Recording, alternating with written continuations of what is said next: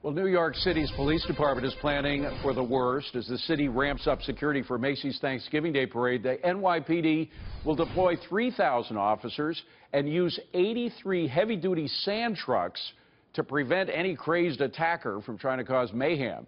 Joseph Giacalone is a retired New York police detective, sergeant, and a professor at John Jay College. He joins us now. Professor, we had an Uber driver here in New York that was arrested on Monday. Apparently, he was an ISIS supporter. He wanted to use a garbage truck to do what that crazy terrorist in Nice, France did, just drive through, plow through the crowds. That's why we have the sand trucks, right? Absolutely, yes. This is their biggest fear because it was so low tech and it was just easy to do.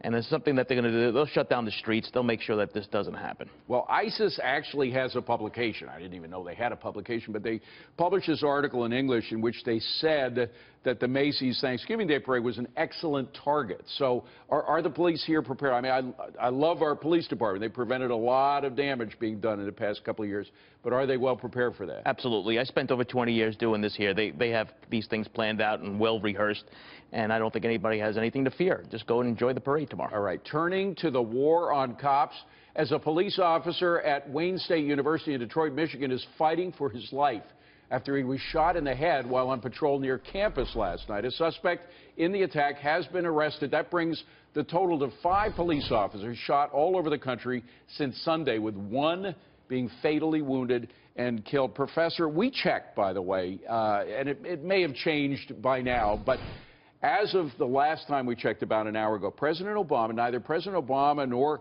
Al Sharpton, Black Lives Matter, all these people that were protesting police killings of civilians have not said a word about police being killed on the streets.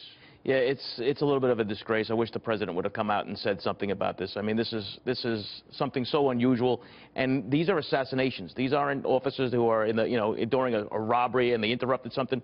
These officers are targeted, sitting in their car, totally defenseless. Do you believe that a Donald Trump administration will work to kind of reassure police departments that we're on their side, not the side of the criminals? Well, I think it already has. He called the son of the officer that was killed the other day, and when our sergeant was killed here up in the Bronx, he called the wife too. I think the police officers are excited about the new administration coming in.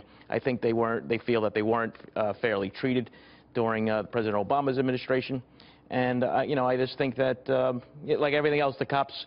It depends on who their boss is at the time. They seem to complain about a lot of things. And beyond just words coming out of the White House, using the bully pulpit, I mean, this administration, the Obama administration, had imposed federal controls on a lot of local police departments. Some people say sort of putting handcuffs on the police when it comes to stop and frisk and things like that.